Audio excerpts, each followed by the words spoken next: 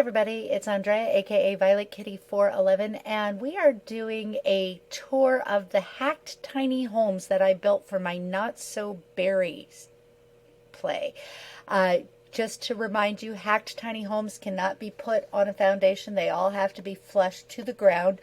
So while it lacks a little something in looks, what you get out of it is so worthwhile.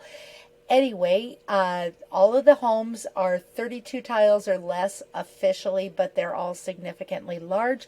This, of course, is the Mint Generation, where Menda Baia with her two husbands lived here. One husband he literally died at the altar of hilarity, and she couldn't plead for his life. Didn't even get his headstone until I found it randomly in the inventory significantly later. I don't know what happened. He was happy, then he was dead. There was no playfulness or anything. Anyway, so this is the same home that my my 100 baby challenge went to for their Coma Raby Christmas. And things will be slightly different because they've all been played since they were uploaded, but this was originally the red room for the Rose Generation. But overall, pretty much the same. Place to play on. So yeah, she raised 7 children in this home, and I was originally playing them without world aging on, but and rotating through the generations, but it got to be too much, so I turned world aging on. And that is the Mint Generation, where Menda Baia and her second husband, Enzo Sawyer, raised their 7 children. And I actually loved this home so much that I used it 2 more times during the Let's Play. One was for her second daughter, Sage, and one was for her granddaughter, Horia Baia, the Yellow Generation, living in Brindleton Bay. So the Rose Generation just lived in this penthouse where somebody else is currently living. Yellow Generation lived here where the name Yazzie is, and Yazzie actually is the last name of the Gray Generation. She had actually started out going to college, and I didn't like living on campus, so I moved her here to Brindleton Bay, feeling that Brightchester is clearly Boston with Harvard and MIT, and Brindleton Bay is clearly Cape Cod, so it felt like it was a suburb, and the commute made sense, and she just ended up staying here. And like I said, this is the same home that Menda Baia lived in, and her name was Horia, not Horia. And so Arrosa Baia lived in San Myshuno. Horia Baia lived here in Brindleton Bay. So by Gray Generation, I decided to mix things up and start rolling for the worlds. That way I was constantly in someplace different and trying new things. And once I lived in a world, they weren't allowed to live back in the same world, with the exception of San Myshuno if there was a reason to go there for apartments. So anyway, this is back in Brightchester. This was the lot that the library was on, and small adjustments that I made, mostly that I changed the fence and the roof because it was actually showing industrial. Okay, so we have this, and it is truly the prettiest build. I tried to emulate the very classic styling around. Like I said, this looks very Bostonian to me. And again, though, it is a hacked micro home, so it's all flush to the ground. And we have the main hallway, off of which is the office and the dining room. Then from there is the living room, the kitchen with the eating space in the kitchen. Down this hall, there is the son's room, and that actually includes one of the teen style. on the gallery, this is the only one that has any custom content. There is custom content because of the two kids' rooms, this room as well as Plum Generation's room. This was her brother that was living here. And then this was the nursery, which also eventually became the butler's room. The master bedroom. And there's a baby in there. Okay. I guess that whoever's living here currently has a baby. All right. And the master bath. Great walk-in closet where I kept the litter box. And over here in what was originally the garage became family rec room where they watch their movies every Sunday night. That became a thing throughout the Let's Play. I tried to keep that going for all generations. I wasn't 100% faithful, but I really liked the tradition. So yeah, that is the Gray generation. Arana and her husband Lionel Polk lived here in Newcrest. Now, Lionel Polk had actually been the orphaned teen of lottery winners, so except for enough money to get into the initial apartment, they started with nothing. And when she moved Lionel in, who had been her high school sweetheart, she instantly got the 5,000 points for the making money scenario, so that was pretty cool. So not quite as large as the house she grew up in, but still very nice. Again, an entranceway with an office and dining room on either side. The open area here for kitchen, little dinette, the formal sitting area where actually cats go, as well as this was his candle making station because he had the maker wand. And then this was her master bedroom with the closet and a very lovely bath, just like her parents had a very lovely bath. And another closet that I never went into. A little hall bath. And over here, more of the kids section.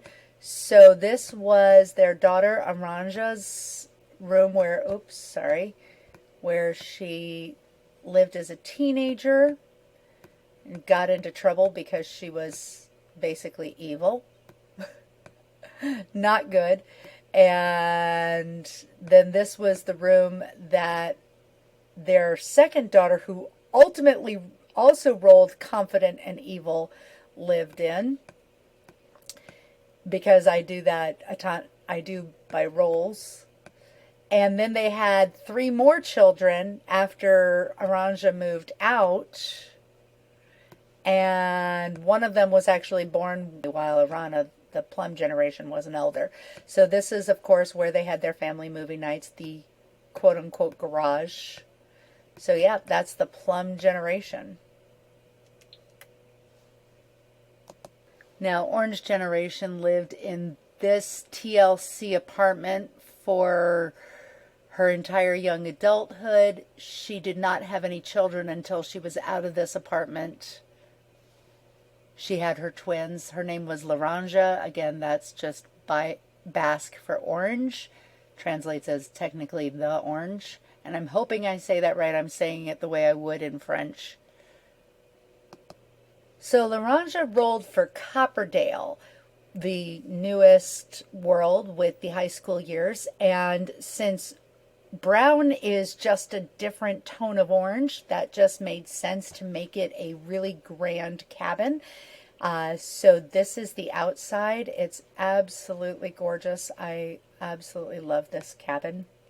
It's probably my second favorite build in the series. All right, so of course the alleged garage, which is the rec room. So the entrance is right here. Then the formal sitting room over here. The kitchen with the dining room, not a formal dining room, but the dining room in the kitchen. a nice eating space outside. Technically it's outside, but it's really inside. This would be a porch. Laranja's bedroom over here that she shared with absolutely no one. She actually woohooed with 10 different guys in one night to get pregnant with her twins. And I didn't find out who the father was until they were born. Well, actually, I found out with MC Command Center just to make sure she was indeed having twins, because that was allowed for this Let's Play. The bathroom, not quite so large given the size of the house, but she doesn't need it. Actually, pretty big laundry room here that they get to the garage through. And over here where they've got quite a few, they have quite a few headstones here for pets and some other things.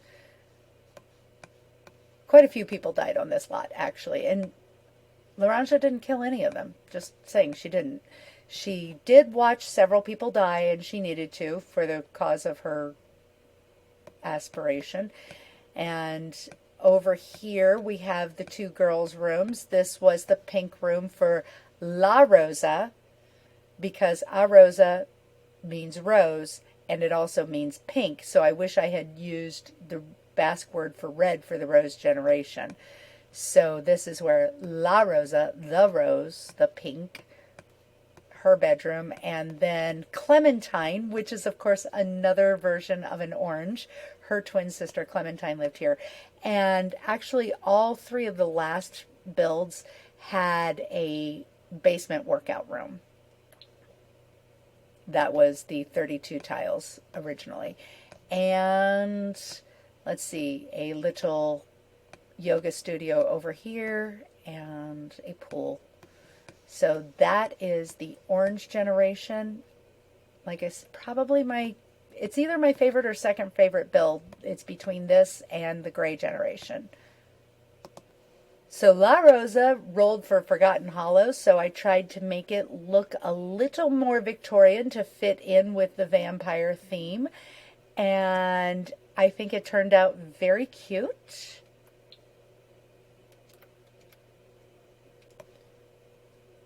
It's a more modest home than some of the others. So just one grand room here. Then the master bedroom over here, which is off of what would of course be the garage. Again, family movie night happened. Great little bathroom and walk-in closet. Little powder room over here. Laundry room. Downstairs, again, the workout and yoga studio. Over here, again, the great room. Nice little porch over here. And then two bedrooms. Of course, they only had one child while they were here. Ooh, it's still assigned to Merchica, which is their daughter. That's Basque for peach. Okay, so they only had one daughter while they lived here. They had one more child basically as she was growing up on their way out. But this was their Peach Generation's bedroom, and this was her nursery. There we go. And a nice garden, because that was part of what was required. And Laranja's headstone over there. I should go around and collect all the headstones and try to get them all together, the ones that I can find. I can't find them all. So that's Pink Generation.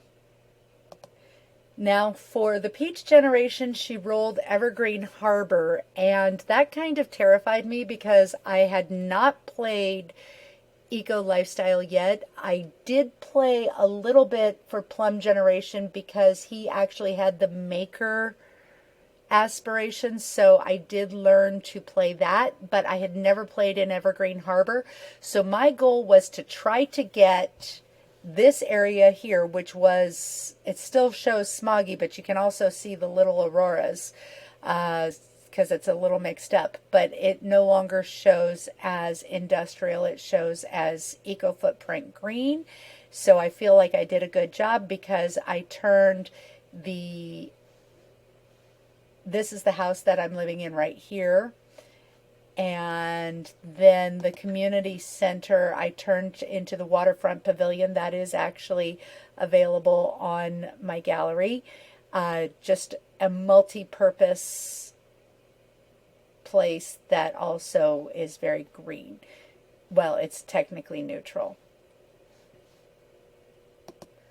So this is on the old mill lot, and I wanted to create a really pretty eco-friendly build, just trying in keeping with the neighborhood. So everything I chose, I tried to choose things that were eco-friendly.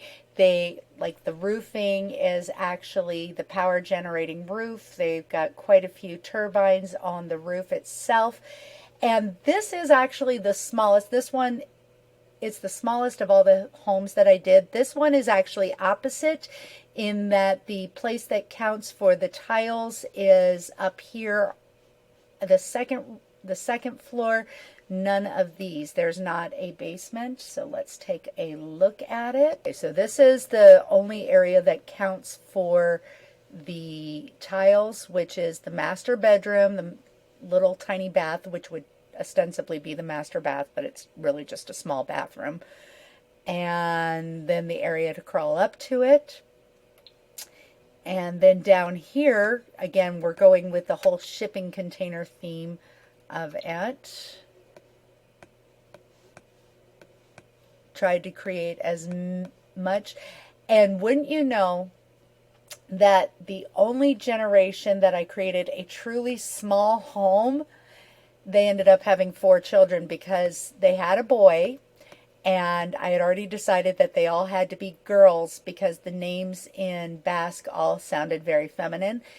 And so she went for a second pregnancy, and that was triplets. And it started out as boys, but we had her eat some strawberries, and after 2 strawberries, all 3 of the boys turned into girls.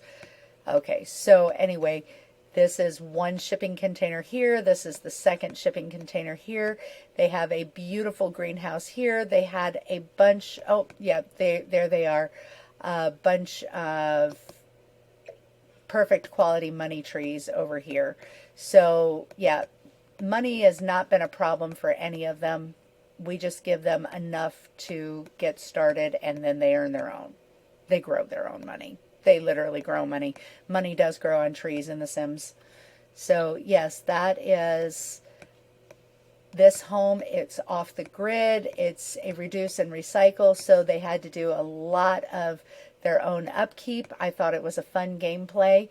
And it also seemed to me that the cop that Merchica was, that she would want to live in a very industrial area where the action was. So that's another reason why I chose this area for her.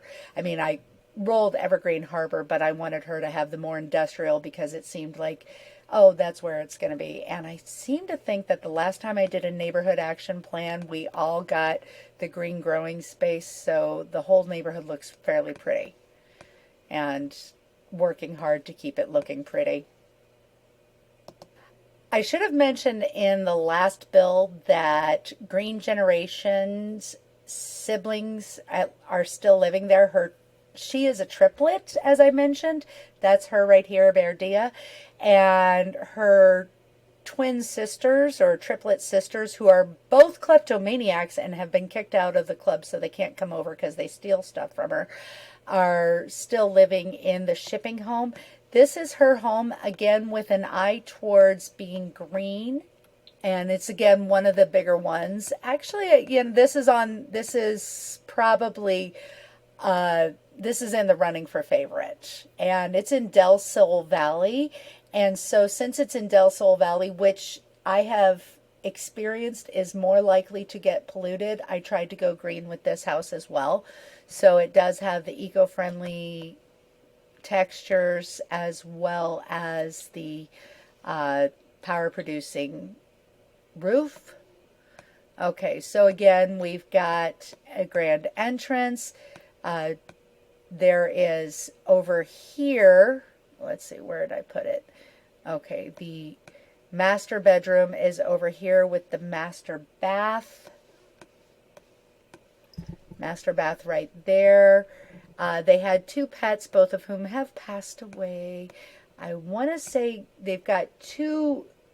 They had twins that were born right before Blue Generation left the home, and I think they're trying for another child because they were asked if they would like. She asked her daughter if she should have a baby, so I said sure, go for it. I don't care. All right, so then we have the nursery over here. Uh, Two green bedrooms over here. Oh, one thing I need to point out is that Enzo, who was the founder's husband, actually is still active as a ghost because he comes by in clubs. He asked the Yellow Generation if he could join her club, so she said sure. So we still see him. We still see him a lot. Okay, so we've got the rec room with the TV over here and their recycling center, their trees, the pool, yoga studios. So yeah, that is their house. So this again, one of the larger homes in the series.